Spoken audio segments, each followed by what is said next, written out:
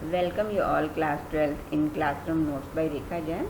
और आज हम करने वाले हैं Indigo chapter of your Flamingo written by Louis Fischer. और ये है पार्ट 2। पार्ट 1 मैंने अपनी पहली वीडियो में एक्सप्लेन कर दिया है हिंदी में। और इससे पहले मैं चैप्टर स्टार्ट करूं, स्टूडेंट्स मैं आपको रिमाइंड करा दूं, अगर आपने मेरा चैनल सब्सक्राइब नहीं करा है तो कर लीजिए और नोटिफिकेशन आइकन ज़रूर दबा दीजिए और शेयर ज़रूर कीजिए ताकि आपकी फ्रेंड तक पहुंच जाए। तो आइए हम चैप्टर स्टार्ट करते हैं। तो हमने कहाँ तक किया था, जहाँ तक गांधी जी की कोर्ट में गांधी जी के अगेंस्ट केस चल रहा था, मजिस्ट्रेट के सामने केस की सुनवाई हो रही थी। तो गांधी जी ने एक्सप्लेन किया कि हाँ उनसे गलती हुई है क्योंकि उन्होंने अथॉरिटी को डिसओबे किया है, लेकिन उन्होंने ये किसी प्लानिंग के अंडर नहीं किया। उनकी कोई इच्छा नहीं थी कि वो डिसओबे करे किसी अथॉरिटी को। एक्चुअली हुआ क्या, उनके सामने दो ऑप्शन थी। एक तो थी हायर अथॉरिटीज़ को ओबे करना और दूसरी ऑप्शन थी कि जो ह्यूमैनिटेरियन ग्राउंड पे किसी को सर्व करना, किसी की हेल्प करना। एंड जो ह्यूमैनिटेरियन ग्राउंड पे हेल्प करना, वो उनके अंदर से कॉल आई, इनर कॉल आई, उनके आत्मा की आवाज़ आई। तो उन्होंने अपनी आत्मा की आवाज़ सुनी क्योंकि वो ज़्यादा इम्पोर्टेंट थी बजाय इसके कि किसी ऑफिशियल इम्पोर्टेंट अथॉरिटी को ओबे करें। तो इसीलिए उन्होंने कहा हाँ उनसे गुनाह हुआ है और वो पनिशमेंट के लिए रेडी हैं। अब मैजिस्ट्रेट ने कहा कि ओके, केस की सुनवाई हो गई है, गांधी जी ने अपना स्टैंड रख दिया है, तो अब 2 घंटे में फिर से सुनवाई होगी। और उन्होंने गांधी जी को बोला 2 घंटे के लिए जो आपको फ्री किया जा रहा है उसके लिए बेल अमाउंट फर्निश करें, बेल अमाउंट पे करें। गांधी जी ने मना कर दिया, ही रिफ्यूज। तो जज ने उन्हें विदाउट बेल मनी पे किए छोड़ दिया, रिलीज़ कर दिया उन्हें। फिर कोर्ट रिकन्वीन हुई, फिर से स्टार्ट हुई 2 घंटे बाद। और फिर जज ने बताया कि वो थोड़े दिन तक जजमेंट अपना डिसीजन नहीं देंगे और इसीलिए गांधी जी तब तक फ्री रह सकते, लिबर्टी पे रह सकते हैं। तब गांधी जी ने काफ़ी अपने उनके अलायंसेस थे, राजेंद्र प्रसाद, ब्रिज किशोर बाहू, मौलाना मजरूल हक और कुछ सेवरल इम्पोर्टेंट लॉयर्स, उनको सबको बुलाया, उनसे सलाह मशवरा किया। तो गांधी जी ने उनसे पूछा अगर मेरे को फिर से जेल हो गई तो फिर तुम क्या करोगे। उन्होंने कहा सीनियर लॉयर ने रिप्लाई किया कि वो उनकी एडवाइस लेने आए हैं और अगर वो जेल चले गए तो उनको एडवाइस करने के लिए कोई भी नहीं रहेगा, तो वो भी घर चले जाएंगे वापस। तो फिर गांधी जी ने पूछा अच्छा फिर क्या होगा अगर इन शेयर ग्रोपर्स के साथ जो इनजस्टिस हो रहा है, अन्याय हो रहा है जो इनके साथ। तो अब जो लॉयर थे वो थोड़ा वहाँ से चले गए आपस में सलाह करने के लिए, विदड्रॉ कर गए वहाँ से आपस में सलाह करने के लिए। राजेंद्र प्रसाद ने और सारे मजरूल हक और जितने भी थे सब ने आपस में कंसल्ट किया और उन्होंने अपनी कंसल्टेशंस की, जो अपनी सलाह मशवरा किया उसके कुछ अफसोस को रिकॉर्ड किया। और उन्होंने सोचा, अब आपस में सोचा कि गांधी जी तो एक बाहर के आदमी है, स्ट्रेंजर है बिल्कुल, चंपारण से उनका कोई लेना देना नहीं है, और फिर भी वो इन पुअर फार्मर्स के लिए, for the sake of this poor farmers वो जेल जाने को रेडी हो गए हैं। और दूसरी तरफ हम लोग हैं, हम जो कि यहाँ के एडजॉइनिंग डिस्ट्रिक्ट्स के, यहाँ के नेबरहुड के हम रेजिडेंट्स हैं और हम ये भी क्लेम करते हैं, हम ये भी दावा करते हैं कि हमने इन पेजेंट्स को सर्व किया, इनकी हेल्प किया, और फिर हम घर चले जाएं तो ये हमारे लिए बहुत शर्मनाक डिपार्चर होगा, डिसर्शन होगा, डिपार्चर होगा। और ये सोच के उन्होंने वो वापस गांधी जी के पास गए आपस में सलाह करके, और उन्होंने उनको कहा कि हाँ वो जेल जाने को, उनके साथ जेल जाने के लिए रेडी है। अब वो सारे यूनाइटेड हो गए, उन्होंने उनकी यूनिफॉर्म डिसीजन हो गया। और तो गांधी जी ने एक्सक्लेम किया हैप्पीनेस के साथ कि हमारी जो चंपारण की बैटल है ना, वो पहले ही हम जीत गए हैं क्योंकि हम सारे यूनाइटेड हो गए हैं। अब यूनिटी तो स्ट्रेंथ होती ही है। अब क्या था, उन्होंने एक पेपर लिया और फिर सबको ग्रुप में डिवाइड किया और फिर कैसे कैसे कोर्ट अरेस्ट के लिए सब रेडी होंगे, हर पेयर कैसे कैसे रेडी होगा, वो सारी प्लानिंग बनाई। अब कुछ दिन बाद गांधी जी को एक रिटर्न नोटिस मिला मजिस्ट्रेट से, जिसमें लेफ्टिनेंट गवर्नर ने, जिसमें क्या इन्फॉर्मेशन लिखी थी कि लेफ्टिनेंट गवर्नर ने, जो वहाँ का प्रोविंस का लेफ्टिनेंट गवर्नर है, जिनको डिसोबे किया था गांधी जी ने, और इसीलिए उन्होंने उनके गांधी जी के अगेंस्ट कोर्ट में केस डाल दिया था, उन्होंने अपना केस वापस ले लिया। इसका मतलब गांधी जी के अगेंस्ट अब कोई केस नहीं था। अब गांधी जी के अगेंस्ट केस नहीं था तो अब जीत गए। गांधी जी का जो तरीका था काम करने का वो सक्सेसफुल हुआ। अब पहली बार मॉडर्न इंडिया में सिविल डिसओबीडियंस जीत गया। ये सिविल डिसओबीडियंस क्या था? जो उन्होंने, गांधी जी ने हायर अथॉरिटी को, लेफ्टिनेंट गवर्नर को डिसओबे किया था। अब गांधी जी और जो उनके जो सहयोगी लॉयर्स थे, वो एक फार फ्लंग इंक्वायरी के लिए उन्होंने अपनी एक्शन स्टार्ट कर दिया। और फार फ्लंग इंक्वायरी कैसी थी? डिटेल्ड इंक्वायरी कि फार्मर्स के साथ क्या क्या प्रॉब्लम्स हुई हैं, ग्रीवेंसेस के, उनको टॉर्चर कैसे कैसे किया गया है, उनको एक्सप्लॉइट कैसे कैसे किया गया है, ये सारी डिटेल इंक्वायरी उन्होंने शुरू कर दी, गांधी जी ने और उनके साथियों ने। अब क्या किया? डिपोजिशंस बनाए गए। डिपोजिशंस का मतलब डॉक्यूमेंट्स बनाए गए, रिटर्न डॉक्यूमेंट्स बनाए गए। 10,000 पेजेंट्स ने लिख के दिए उनको प्रूफ के साथ कि उनके साथ ये सब एक्सप्लॉइटेशन हुई है, टॉर्चर हुआ है। और किसने किया है वो टॉर्चर? ब्रिटिशर्स ने, ब्रिटिश लैंडलॉर्ड्स ने। डॉक्यूमेंट्स इकट्ठा कर किए गए और इस दौरान ये जो पूरा एरिया था जहाँ गांधी जी रुके हुए थे, ये पूरा हब ऑफ एक्टिविटी बन गया, बहुत बिजी एरिया बन गया। इन्वेस्टिगेटर्स, क्योंकि गांधी जी के जो जितने इम्पोर्टेंट लॉयर्स थे वो सारे उनके साथ मिल के इन्वेस्टिगेट कर रहे हैं। और लैंडलॉर्ड्स को, जो ब्रिटिश लैंडलॉर्ड्स थे, उनके स्ट्रॉन्ग प्रोटेस्ट में खड़े हुए हैं। अब जून में गांधी जी को सर एडवर्ड गेट, जो वहाँ के लेफ्टिनेंट गवर्नर थे, उन्होंने बुलवाया। और लेफ्टिनेंट गवर्नर ने बुलवाया तो कोई सीरियस बात हो सकती थी, लेकिन उनके पास जाने से पहले वो अपने साथियों से मिले गांधी जी, और पूरी डिटेल प्लान प्रिपेयर की और उनके सामने रखी कि कैसे कैसे तुम सब ने सिविल डिसोबीडियंस करना है अगर मैं वापस ना आऊँ। तो गांधी जी ने उन सबको बोला कि तुमने कैसे कैसे अथॉरिटीज़ को डिसोबे करना है, ताकि हम मिल के ब्रिटिशर्स की स्ट्रेंथ को वीक कर सकें। अब गांधी जी लेफ्टिनेंट गवर्नर के पास चले गए। अब वहाँ जब गए तो उनके साथ 4 इंटरव्यू हुए, long interview, protracted long interviews हुए लेफ्टिनेंट गवर्नर के साथ। और उनके साथ इंटरव्यू होने के बाद गांधी जी ने उनको जब बताया कि कैसे कैसे इंडियन फार्मर्स को एक्सप्लॉइट किया गया है, तो लेफ्टिनेंट गवर्नर ने एक ऑफिशियल कमीशन ऑफ इंक्वायरी बिठा दिया, एक कमेटी बना दी, उसमें शेयर क्रॉपर्स की सिचुएशन को डिस्कस किया जाएगा। अब जो इस कमीशन में, इस कमेटी में कितने लोग थे? 3 ग्रुप्स थे। एक तो लैंडलॉर्ड्स का ग्रुप था, एक गवर्नमेंट ऑफिशियल्स का ग्रुप था, और एक गांधी जी जो थे फार्मर्स को रिप्रेजेंट कर रहे थे अकेले।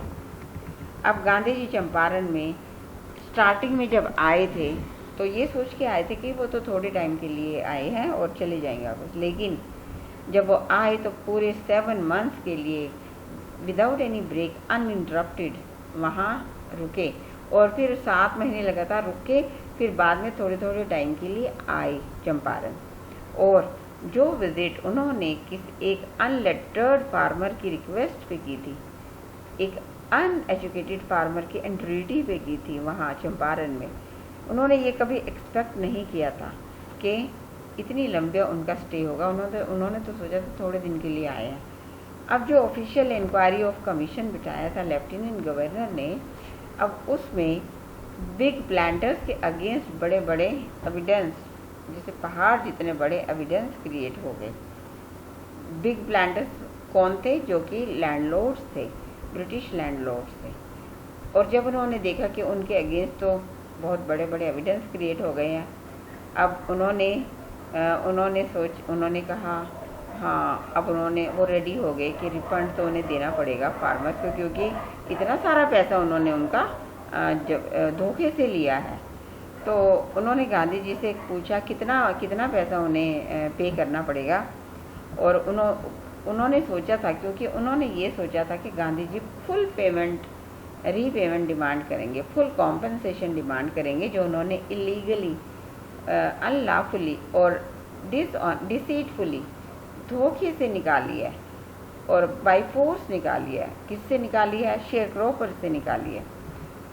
लेकिन गांधी जी ने 100% कॉम्पनसेशन की रिफंड के बदले 50% कॉम्पनसेशन डिमांड किया, और 50% जब उन्होंने डिमांड किया तो दैट वाज फाइनल।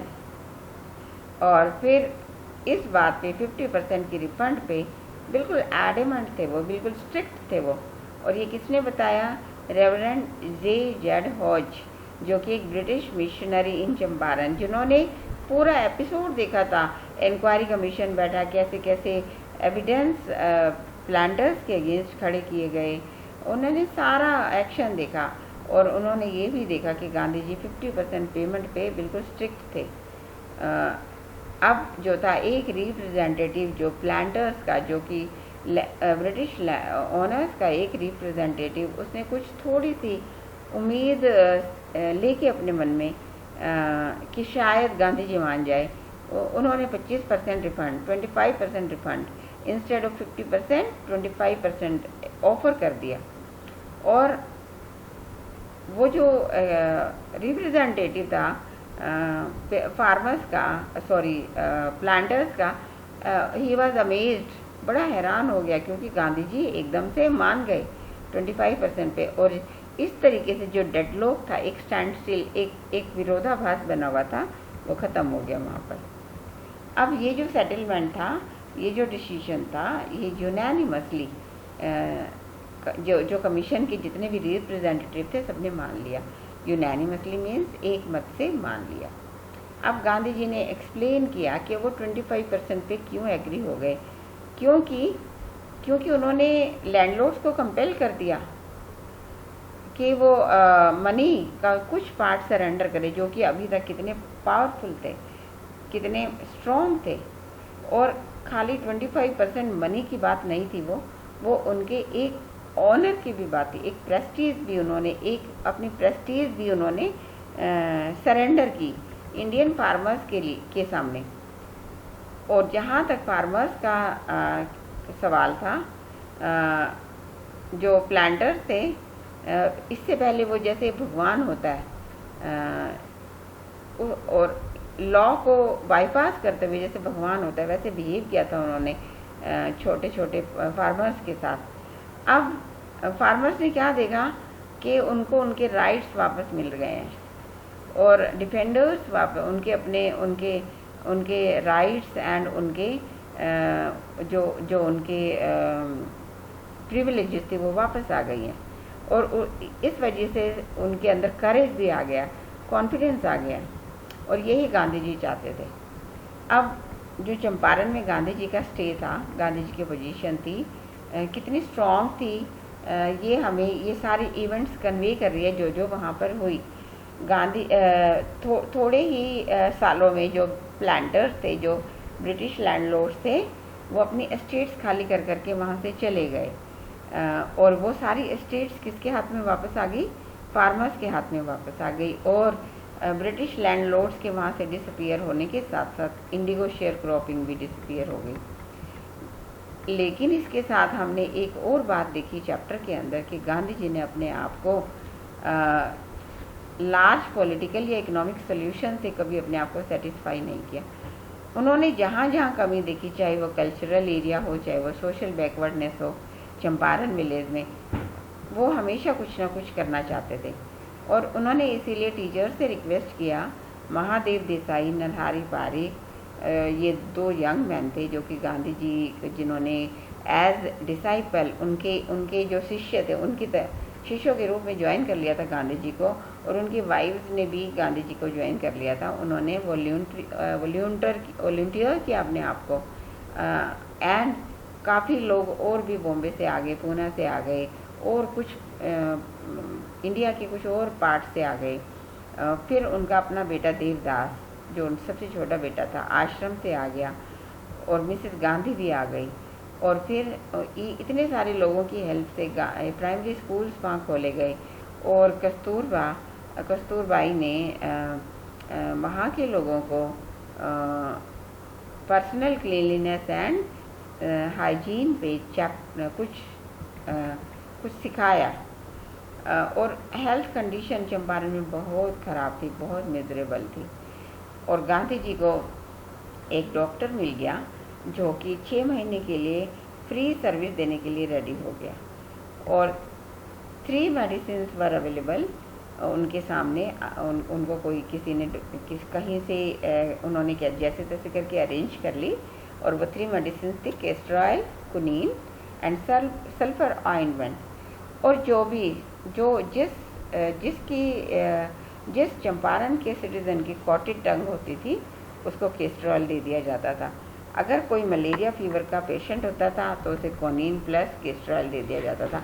अगर किसी को स्किन की प्रॉब्लम्स होती थी तो ऑइंटमेंट एंड कैस्टर ऑयल दे दिया जाता था। इस तरीके से गांधी जी की रिसोर्सफुलनेस पता लगती है कि इतने मेगर मीन्स के अंदर उन्होंने कितना कुछ अरेंज कर लिया था। तो इससे हमें पता लगता है कि गांधी जी सिर्फ पॉलिटिकल एंड इकोनॉमिकल सॉल्यूशंस में ही सेटिस्फाइड नहीं थे, कल्चरल एंड सोशल बैकवर्डनेस के लिए भी उतने ही वो जागरूक थे। अब गांधी जी ने वहाँ के वीमेन की क्लोथ्स की फिल्दी कंडीशन नोटिस की। Filthy means very bad, dirty. और उन्होंने कस्तूरबाई को बोला कि उनसे वीमेन से बात करें इस बारे में। जब कस्तूरबाई ने बात की तो वहाँ से एक वीमेन उसे अपनी हट में ले गई और हट दिखाया, बिल्कुल खाली हट, कोई वहाँ बॉक्स नहीं रखा, कोई कपड़ नहीं रखी। और जब ये सब नहीं है तो क्लोथ भी नहीं है। इसका मतलब उन लेडीज़ की इतनी पुअर थी वो, उनके पास दूसरी साड़ी नहीं थी बदलने की, तो वो कहाँ से हाइजीन का लेसन सीखेंगी। अब चंपारण में स्टे था। गांधी जी ने ऐसा नहीं कि खाली चंपारण को ही देखा, उन्होंने अपने आश्रम पे भी लगातार नज़र रखी और अपने फाइनेंशियल अकाउंट बिल्कुल प्रॉपर ऑब्जर्व करते रहे वहाँ से। और फिर उन्होंने वहाँ से अपने रेजिडेंट्स को लिखा कि अब जो टाइम आ गया है कि लैट्रिन के ट्रेंचेस, क्योंकि हर चीज़ पे वो नज़र रखते थे, हर चीज़ को मॉनिटर करते थे। या वहाँ अपने आश्रम की क्लीनलीनेस भी, उनको हाइजीनिक कंडीशंस का भी ध्यान है। और उन्होंने बिल्कुल कैलकुलेशन ऑफ टाइम भी, तो उन्होंने वहाँ लिखा कि अब टाइम आ गया है, old trenches of the latrine should be closed and new one should be dug, otherwise the situation would be bad. अब जो चंपारण एपिसोड था उनकी लाइफ में टर्निंग पॉइंट था, क्योंकि उन्होंने क्या महसूस किया और एक्सप्लेन भी किया कि ये ऑर्डिनरी थिंग नहीं थी।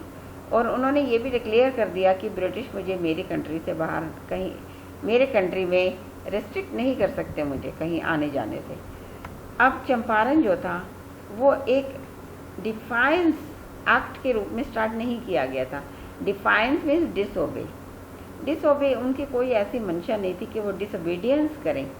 लेकिन वो तो वहाँ गए थे वहाँ के पुअर फार्मर्स की प्रॉब्लम्स को सॉल्व करने और उनके सफरिंग्स को, उनके डिस्ट्रेस को रिड्यूस करने, एलिविएट करने। लेकिन ये एक टिपिकल गांधीयन पैटर्न था।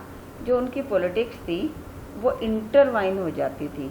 किस चीज़ के साथ इंटरवाइन हो जाती थी? Practical day to day problems के साथ। क्योंकि वो जो भी करते थे वो ऐसे एब्स्ट्रैक्शन में नहीं करते थे, ऐसे अनमाइंडफुली नहीं करते थे, क्योंकि उनकी जो लॉयल्टी थी वो एक लिविंग बीइंग के लिए थी, ह्यूमन बीइंग्स के लिए थी। क्लियर कट उनका एम जो था एकदम क्लियर कट था। और उन्होंने एक न्यू फ्री इंडिया को मोल्ड किया। हर काम जो उन्होंने किया उसके अंदर उन्होंने एक new independent and free India को शेप अप किया। और चंपारण में एक और इंसिडेंट उनके साथ हुई। उनका एक डिसाइपल था, वो उसका नाम था चार्ल्स फ्रियर एंड्रयूज, और वो इंग्लिश पैसिफिस्ट था और वो एक स्टॉन्च फॉलोअर था गांधी जी का। अब जो ये इंग्लिश पैसिफिस्ट था ये अपनी ड्यूटी के लिए फिजी आइलैंड जा रहा था और जाने से पहले गांधी जी को बाय बाय करने आए। तो गांधी जी को किसी ने सजेस्ट किया कि चार्ल्स प्रियर एंड्रयूज की हेल्प ले ली जाए अपने फ्रीडम स्ट्रगल मूवमेंट को कैरी फॉरवर्ड करने में, लेकिन गांधी जी ने वेहेमेंटली अपोज कर दिया, स्ट्रांगली अपोज कर दिया। क्योंकि क्या होगा अगर हम किसी इंग्लिश की हेल्प लेंगे जो कि एक आउटसाइडर है, तो ये हमारी अपनी वीकनेस शो करेगा। तो इसीलिए गांधी जी, राजेंद्र प्रसाद ने कहा कि गांधी जी ने हमारे माइंड को बिल्कुल अच्छे से पढ़ लिया था जब गांधी जी ने ये बात कही कि हमारी वीकनेस को शो करेगा। तो इसका मतलब इस सेंटेंस में गांधी जी ने हमें सेल्फ डिपेंडेंस का लेसन टीच किया और self reliance, self independence and help to the sharecroppers all were bound together in Champaran episode, and this was how that was a turning point in his life. तो आज की video में इतना ही, फिर मिलेंगे question answers के साथ।